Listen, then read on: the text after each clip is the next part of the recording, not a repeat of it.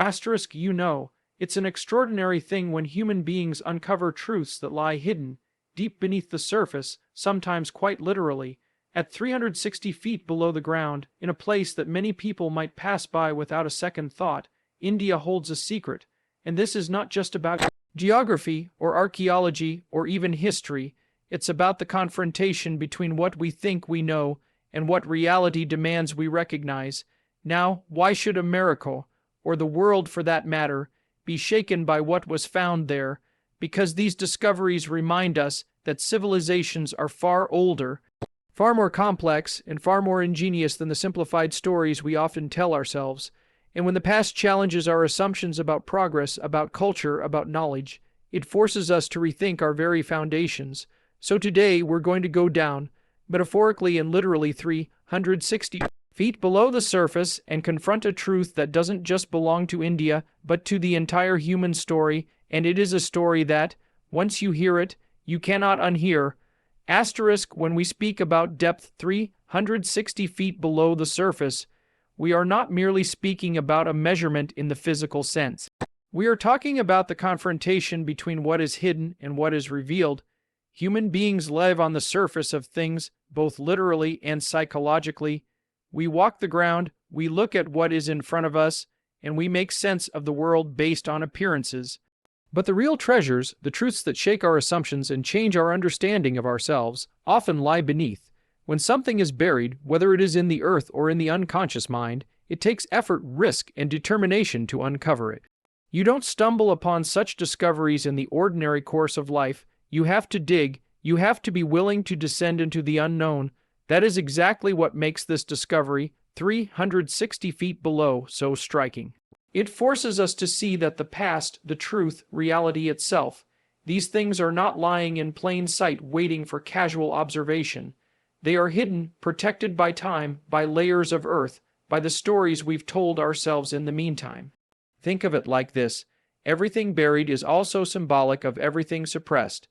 As individuals, we bury trauma, memory, or uncomfortable truths deep within ourselves because facing them would destabilize us. Cultures do the same thing. We bury histories, inconvenient facts, or uncomfortable realities because acknowledging them would force us to rethink what we thought was settled. And so, when an excavation of the ground reveals something astonishing, it is more than an archaeological event. It is a confrontation with that universal pattern. What is hidden is dangerous, but what is hidden is also vital. Now 360 feet is not an accident. It's an abyss, a distance. To reach down that far requires effort, technology, planning, and that too is symbolic. Truth doesn't come cheap. We are forced to remember that reality doesn't reveal its most transformative insights to the lazy or the inattentive. It demands a descent, and every descent is also a test of character. Just as heroes in myth must descend into the underworld to bring back treasure or wisdom, so too must human societies literally dig beneath their own feet to uncover the forgotten. And when the discovery is made, when something lost to time resurfaces, it destabilizes more than the soil. It destabilizes assumptions. It tells us that what we thought we knew was incomplete, maybe even wrong. That is why this particular secret found deep below the surface in India was powerful enough to shake America. Because the mere fact of its existence forced people to reconsider the depth of history, the complexity of civilizations, the arrogance of assuming that our current understanding is the full picture. So, depth is more than geology. Depth is truth concealed, waiting, and when it emerges, it doesn't simply add to our knowledge, it transforms it. Because what lies beneath the surface always has the potential to change everything on the surface. Civilizations are not as fragile as we imagine, and yet, at the same time, they are not as permanent as we assume. They outlast our simplified stories about them. What this means is that the truths about human history cannot be reduced to the neat little narratives that we're taught in classrooms or that we repeat casually in conversation. A discovery buried deep beneath the ground, like the one we are considering, reminds us of this in the most undeniable way. It brings to light something that doesn't quite fit with the storyline we've been told about how civilizations rise, how they develop, and how they decline. Human beings love narratives. We crave structure, beginning and end, cause and effect. We want to say, this civilization existed here at this time with these qualities, and then it ended, and then the next one came. But reality is not so orderly. Reality is messy, layered, filled with overlap and contradiction. Beneath one culture lies another, and beneath that another still. Sometimes the line is not linear at all. It is circular, spiraling, interwoven. That is why unearthing forgotten artifacts is so destabilizing. It interrupts the story we've been telling and forces us to admit that we don't know as much as we thought we did. And it isn't just about the history itself. It's about what this history implies. If civilizations are far older, far more complex, or far more advanced than we assumed, then we are forced to confront the arrogance of modernity. We think of ourselves as the pinnacle, as if all of history has been marching dutifully toward us. But what if earlier civilizations had insights, technologies, or wisdom that rival or even surpass our own? That possibility shakes us because it means we are not necessarily the culmination of progress, but perhaps one chapter in a far larger and far more complicated book. Think about how destabilizing that is to identity. If you are an American scholar or policymaker, or ordinary citizen who has been raised on a particular version of the world's story where the West is the natural inheritor of civilization, knowledge, and progress, and then suddenly you see evidence that India, thousands of years ago, was cultivating something extraordinary far beneath the earth, it unsettles you. It means your own story is incomplete, maybe even distorted, and this matters, because civilizations, unlike individuals, are remembered not only by what they achieved, but by what others believe about them. Narratives shape power, narratives shape prestige, narratives shape cultural self-confidence.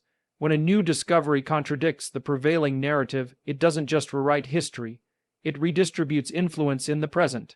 So when we say that civilizations outlast narratives, we are acknowledging a deeper truth. The reality of human achievement cannot be erased by the stories we tell. You can bury a structure, you can forget a culture, you can dismiss a people, but sooner or later, the ground itself testifies. Sooner or later, the truth emerges, and when it does, it humbles the arrogance of those who thought history was already written. Civilizations endure. It is our stories about them that fall short. Knowledge is a peculiar thing. On the one hand, it is what allows us to navigate reality, to build, to plan, to survive. On the other hand, it is precisely what blinds us when we confuse what we know with all there is to know. Human beings fall into the trap of arrogance the moment they assume that their current understanding is final, that their world view is complete, that their scientific or cultural knowledge has exhausted the possibilities of discovery. This is where the great danger lies, because arrogance is the enemy of wisdom. A discovery buried deep below the earth 360 feet beneath the surface, in this case, acts as a counterweight to that arrogance. It is a reminder that the world is not as simple, not as fully charted as we would like to believe. For centuries, people walked over that ground without realizing what lay hidden beneath. And then, when it is unearthed, the entire framework of what we thought we knew shifts. That is the humbling force of knowledge. It doesn't flatter you. It doesn't tell you that your assumptions were correct. More often than not, it reminds you that you were wrong, or at least incomplete. This is an uncomfortable experience for individuals, but it is necessary. The same is true for societies. We require moments of humility because without them, we drift toward tyranny. Tyranny of thought, tyranny of ideology, tyranny of certainty. We become so convinced of our correctness that we cease to question, and when questioning stops, growth stops as well. A discovery that challenges us reopens the possibility of growth by puncturing that illusion of completeness. Think about how this plays out on a global stage when America or any modern nation is confronted by evidence that an ancient civilization, long before the technological revolutions of the West, had achieved something remarkable. It is shaken. Not because the discovery itself poses a physical threat, but because it undermines a psychological certainty. It forces a culture to admit that it does not stand at the absolute summit of human achievement, but rather on a small peak among countless others, many of which may be hidden, waiting to be rediscovered. That's humbling, and humility, though painful, is the foundation of genuine wisdom. To be humbled by knowledge is to be reminded of the vastness of what we don't know. It is to see the limits of our perception and our theories, and in that recognition, to be given an opportunity to become wiser, more cautious, more respectful of the past and its mysteries. So when we say that knowledge humbles arrogance, what we mean is that the truth does not conform to our expectations. It confronts them, it destabilizes them, and in doing so, it saves us from the worst danger of all, the delusion that we have already figured everything out. That is the moment when civilizations collapse. But as long as discoveries continue to humble us, there is still room to grow, to expand, and to truly learn. Human beings have always lived in stories. Myths, legends, and sacred texts are not just entertainment from the past. They are profound attempts to capture truths too vast, too complex, to fit into mere facts. For thousands of years, cultures have transmitted these stories not because they were naive, but because they understood something that modern societies often forget. That narrative can carry wisdom in ways that raw data cannot. When we hear of gods, demons, ancient floods, or cities swallowed by the sea, we tend to dismiss them as primitive imagination. Yet time and again, archaeology has revealed that what we once called myth is often tethered to reality in ways we never expected. A discovery buried deep beneath the surface, structures, artifacts, remnants of forgotten civilizations, forces us to reevaluate those old stories. Perhaps the legends of lost cities, of ancient technologies, of cataclysmic events are not merely symbolic but also historical. The line between myth and history becomes blurred, and this is profoundly unsettling for the modern mind. We have built our world, on a sharp distinction between what is real and what is imagined, but what if the two overlap? What if myth, in its essence, preserves fragments of truths that historical memory alone could not carry across millennia? Consider how cultures across the world tell of floods, subterranean cities, gods descending from the skies, or knowledge hidden deep within the earth. We tend to write these off as coincidences, as if entire civilizations simply invented the same motifs by chance. But when a discovery surfaces that aligns with those myths, it is as if the past is whispering to us, reminding us that what was once considered fantasy might have been grounded in lived experience. This is where the shaking of certainty comes in. If myth can be real, then our distinction between rational knowledge and symbolic story collapses. We are forced to entertain the possibility that our ancestors in their myth-making were not simply telling fairy tales, they were encoding reality in a language different from ours. And if that is the case, then we, in dismissing their stories, may have dismissed truths that are essential to understanding who we are. Think about the implication for identity, for culture, for power. If India's legends, passed down for thousands of years, find confirmation in something unearthed hundreds of feet beneath the ground, then suddenly those stories gain authority. They cease to be just myths and become evidence of continuity, of knowledge preserved.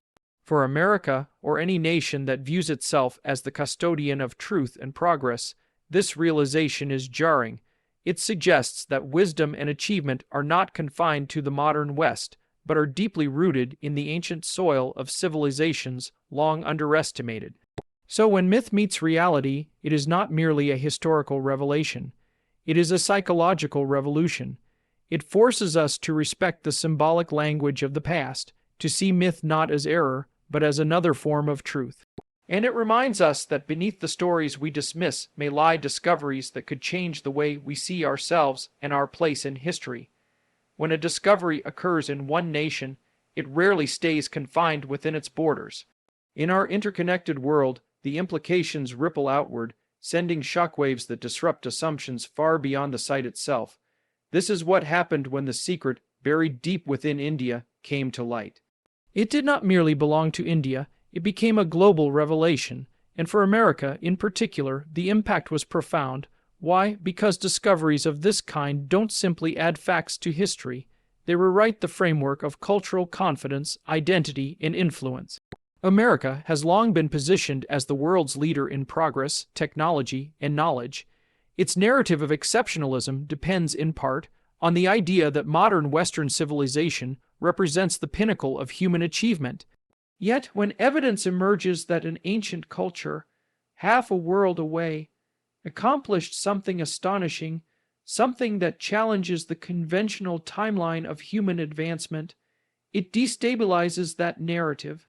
Suddenly, the West is not the sole author of human progress. Suddenly, the past appears far richer, more complex, and more distributed than the simple linear model we've been taught. This is why the metaphor of shockwaves is so apt. Imagine tossing a stone into a still pond. The impact is small at the center, but the ripples extend outward in ever-widening circles. So it is with discovery. What began as an excavation in Indian soil spread quickly into academic circles, into cultural debates, into the geopolitical imagination. It challenged Western assumptions about history and made visible the arrogance of believing that innovation and greatness belong to one tradition alone, and the shockwaves extend further still. They move into questions of cultural legitimacy. If India's buried past reveals advanced knowledge, lost civilizations, or achievements previously unrecognized, then India is not merely a nation with a long history. It is a custodian of truths that the modern world is only just beginning to rediscover. That alters cultural pride. It strengthens identity. It rebalances power in subtle but meaningful ways. A people who see themselves as inheritors of something extraordinary carry themselves differently, and the rest of the world is forced to acknowledge it.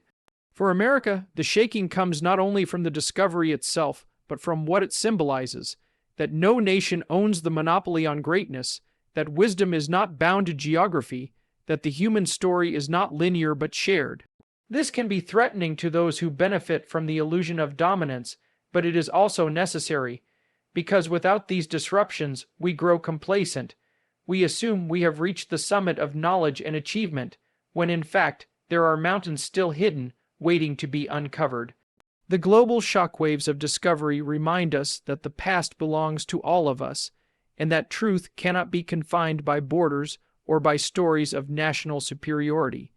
When the earth gives up its secrets, it reshapes the way we see ourselves and one another. And in that reshaping, there lies both discomfort and possibility, the chance to imagine a human story that is far grander, far deeper than any single nation has yet allowed itself to believe. The past is never dead. It is not even past. It remains beneath our feet, in our stories, in our psychology, shaping us whether we acknowledge it or not. To ignore the past is to walk blindfolded into the future. Human beings are historical creatures. We inherit traditions, languages, technologies, and myths that we did not create, but that shape us nonetheless. And so, when we unearth something extraordinary, hundreds of feet below the ground, it does more than expand our knowledge of history. It redefines our trajectory forward. Think of civilizations as long chains stretching across time. Each generation is a link, forged out of the struggles and achievements of those before it. If a link is forgotten, if a portion of the chain is buried, then the continuity is broken. We lose context. We lose meaning, and in losing meaning, we become vulnerable to the mistakes that destroyed civilizations before us. To rediscover the past is to reforge the chain, to restore the continuity, to remind ourselves of who we are and what we are capable of. This is why discoveries of the kind we are discussing matter so much.